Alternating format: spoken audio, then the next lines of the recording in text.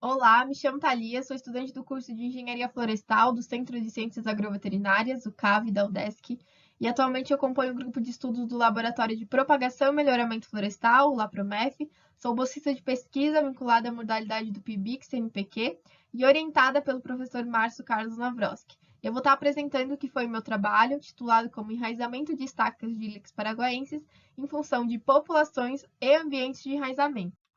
Trazendo uma introdução, Ilex paraguaensis, conhecida popularmente como erva mate, é uma espécie nativa do Brasil e de ocorrência principalmente na Mata Atlântica.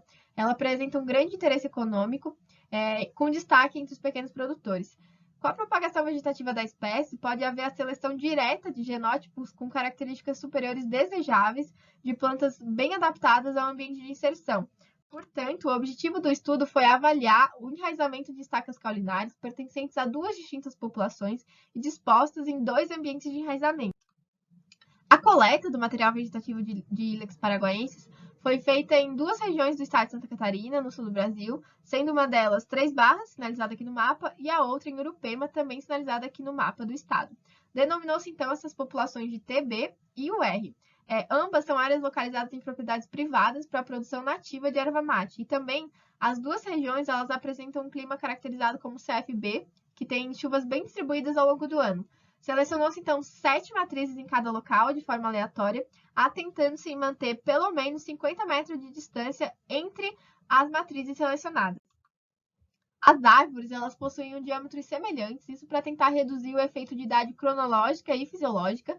Após a seleção, foram coletados os brotos de copa, produzidos pela rebrota da poda comercial, denominados os brotos do ano. Esses brotos eles foram coletados sempre acima de 1,30 m e armazenados em isopor com água e gelo para evitar que desidratassem durante o transporte até o viveiro florestal do CAV, onde foi realizada a confecção dessas estacas.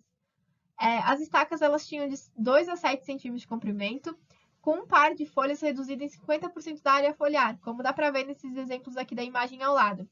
Elas foram implantadas em tubetes de 110 centímetros cúbicos, contendo uma mistura de 1:2 de substrato comercial e vermiculita fina, mais 6 gramas por litro de osmocote, que é um fertilizante de liberação controlada. Quanto aos ambientes de enraizamento, como já dito, foram dois. Um deles era o mini túnel, que é essa estrutura simplificada inserida dentro da casa de sombra do próprio viveiro florestal. Nessa realidade, se tinha uma irrigação automática por microaspersores, onde se tinham 4 irrigações diárias de 5 minutos cada. O outro ambiente de enraizamento se trata de uma casa de vegetação com nebulização intermitente. Nessa situação, se tinha um controle automático de temperatura entre 20 e 30 graus Celsius por termostato, e também a umidade ela era sempre mantida acima de 80%. Esse ambiente ele pertence a uma empresa privada do setor florestal e fica localizado na cidade de Otacílio Costa.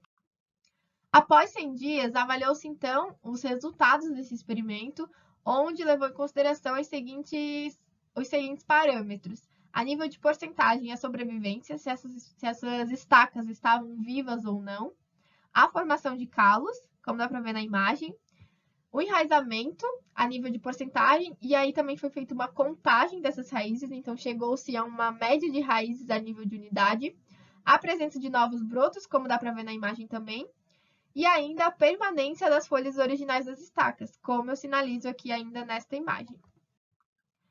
A estrutura do trabalho foi feita em um delineamento inteiramente casualizado, indique, num arranjo fatorial de 2:2, onde o fator A, como já visto, foram as duas populações, Três Barras e Urupema, e o fator B, os dois ambientes de enraizamento, o mini túnel e a casa de vegetação com nebulização intermitente. Agora, trazendo os resultados, quanto à variável sobrevivência, os melhores resultados foram obtidos para a população de Três Barras, inserido no ambiente de enraizamento CVNI, chegando a 36,5% de enraizamento, enquanto a população de Urupema ela apresentou melhor índice de sobrevivência no ambiente de enraizamento de mini túnel, chegando a 22,6% de enraizamento. A manutenção da sobrevivência ela pode estar relacionada às variáveis de temperatura e umidade, bem como às possíveis adaptações das populações.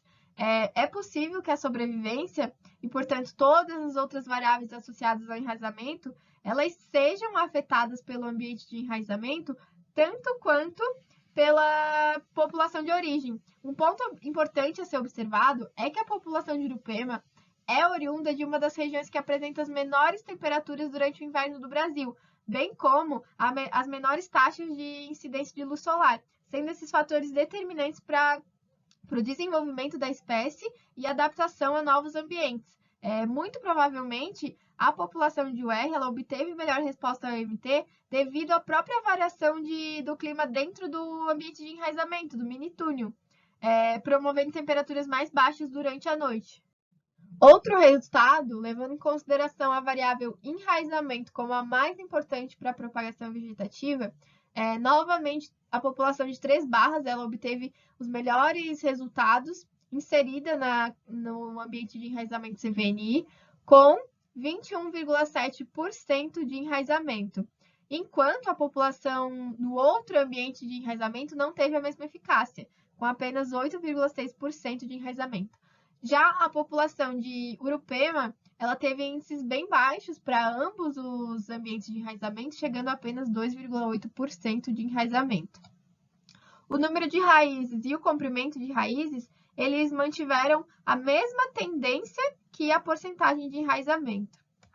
E, bom, para concluir, a propagação vegetativa de líqueos paraguaienses, ela tende a ser dependente da população e do genótipo utilizado, e a relação entre a origem do material e ambiente de enraizamento ela pode ser variável. Contudo, ambientes de baixo custo, como visto o mini-túnel, eles podem ser uma alternativa viável para a produção de mudas por estaquia. Eu gostaria de encerrar agradecendo ao Laboratório de Propagação e Melhoramento Florestal, ao Viveiro Florestal, ao professor pela orientação, ao DESC e ao CNPq pela bolsa.